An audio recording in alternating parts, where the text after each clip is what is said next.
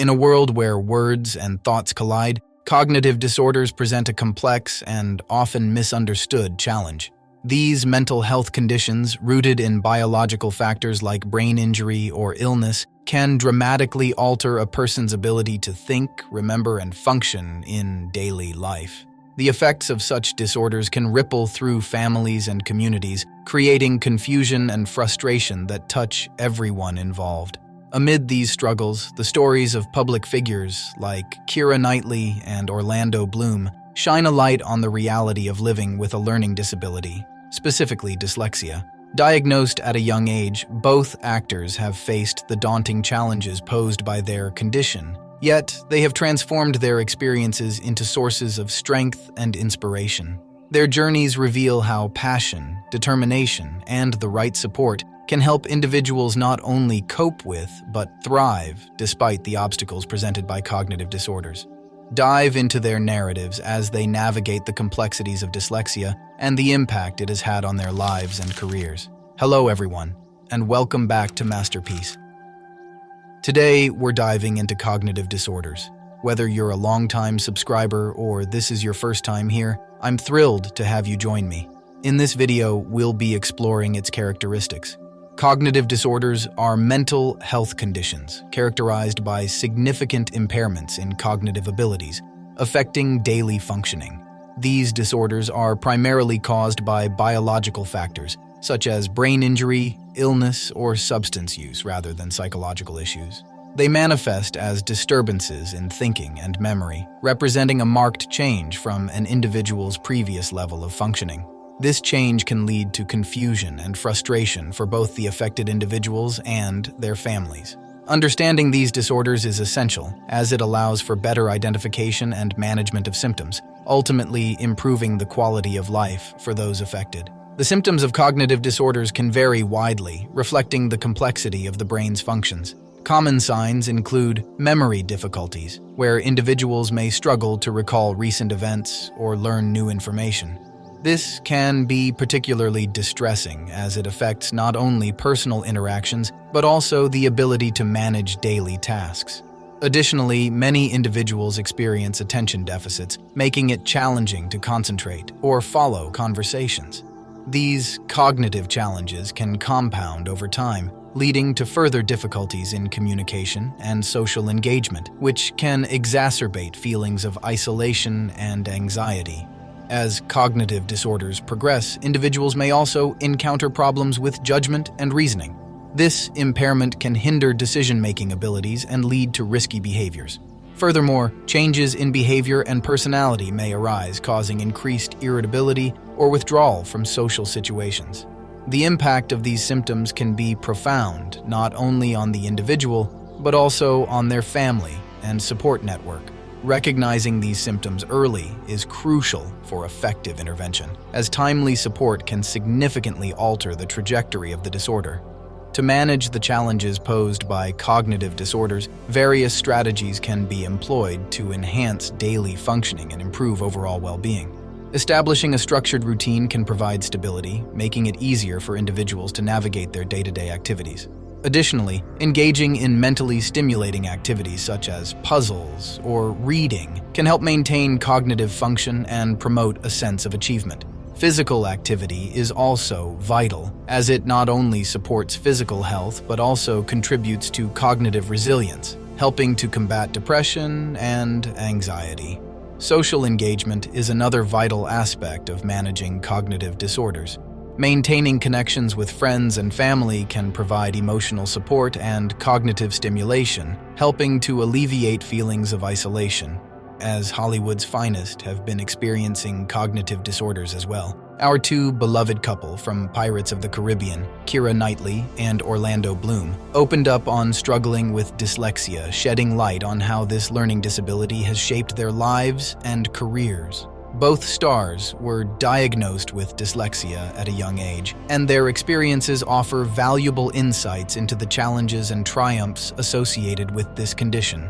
Keira Knightley, who received her dyslexia diagnosis at the age of 6, reflected on how her journey with the disability ultimately led her to ACT. For her, the world of performance became a sanctuary where she could channel her creativity and express herself away from the frustrations of reading difficulties. In her words, she admitted that securing an agent and starting her acting career was exactly the motivation she needed. It was always, if your grades go up, you're allowed to keep on acting. But if they go down, then it stops, she explained. This strategy proved effective. Not only did it encourage her to improve her academic performance, but it also fueled her passion for acting. School when I was about 5 was amazing because I was absolutely top of every class, well, top of my class, and I was reading in front of people and I thought of myself as being unbelievably intelligent. And then when I was 6, they realised that I hadn't been reading at all and that my mum read to me all the time. We had lots of books at home and I'd memorised them. And it was only when somebody finally gave me a book that my mum hadn't read me that they realised that I hadn't been reading at all and couldn't read at all.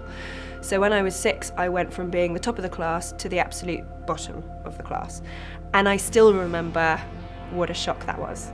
And I still remember how I saw myself completely differently from that moment. I was really, really lucky. I was at a brilliant state primary school. And also my brother had been there before and he'd been diagnosed with dyslexia, so they'd already dealt with him. And the teachers there said to my parents, you need to find a carrot to dangle in front of Keira. There's no reason that she shouldn't be able to read and there's no reason that she shouldn't be able to, do well at school, but you need to find a carrot. And really fortunately for me, I wanted to act. By the time she left school at 15 to focus on acting full-time, she had managed to develop coping mechanisms that helped her navigate her dyslexia. Knightley's story highlights how passion can be a powerful motivator, particularly for individuals facing learning disabilities. So it was my head teacher, who was a brilliant man called David Cooper, who said to my mum, if she wants to act, then you let her act, but she's only allowed to do it if her grades either stay the same or go up. If she drops a grade, then you take the carrot away.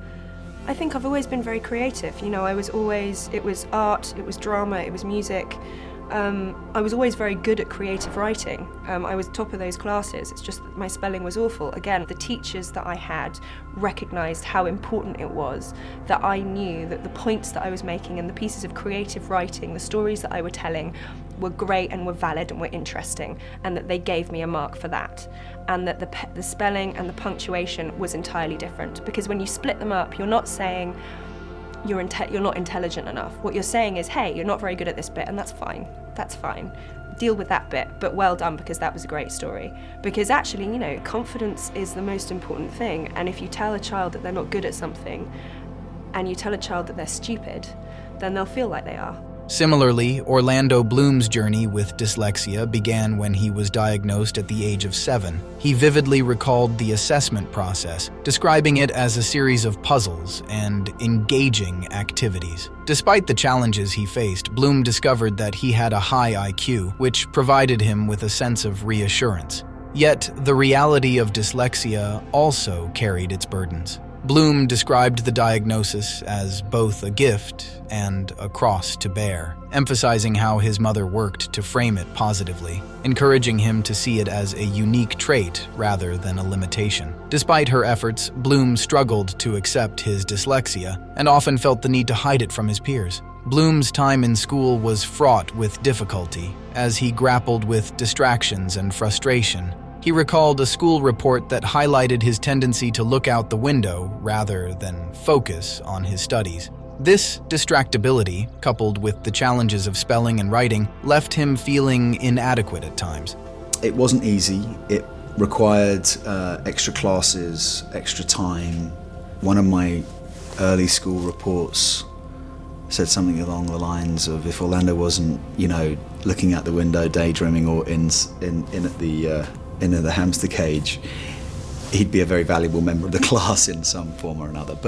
And I think that, it wasn't really known about dyslexia, particularly when I was at school. People didn't talk about it. I had to learn, as I was growing up, to spell my timetables. The times tables, like history dates, by rote. Everything was like by rote. Did I retain any of that information? I don't think so. Where I got real education, I feel like, was at drama school when I started looking at like the metaphysical poets and like Milton and John Donne, and it was like it just exploded my imagination. However, Bloom's acknowledgement of his intelligence and the recognition that he was capable of achieving more than his dyslexia allowed him to persevere. Despite the difficulties, Bloom found creative ways to engage with reading. He shared how his mother used incentives to motivate him, such as promising to buy him a motorbike if he read a certain number of books. This technique, while it didn't result in him reaching the 50-book mark, fostered a sense of accomplishment and drive within him. I felt labeled by dyslexia, and I didn't like that. I didn't like that feeling. However, that feeling is part of what kicked me to work harder and try to overcome. Imagine a world where you've got, where you've got like a force of people who have this gift of dyslexia, educated in a way that supports them. I mean, problem solving things in the world. I mean, I know that like the way that I think about things is not the most direct route, but I also know that it means anything's possible. It means anything is possible, and that's the sort of thinking that leaders have. That's the sort of thinking that evolves humanity. That's the sort of thinking that allows freedom, of expression and the potential for anything. He humorously recounted how he always managed to avoid reading aloud in class, often coming up with excuses to escape the anxiety that accompanied it. The fear of reading out loud and making mistakes was a significant hurdle for him, reflecting the broader challenges many dyslexics face in academic settings.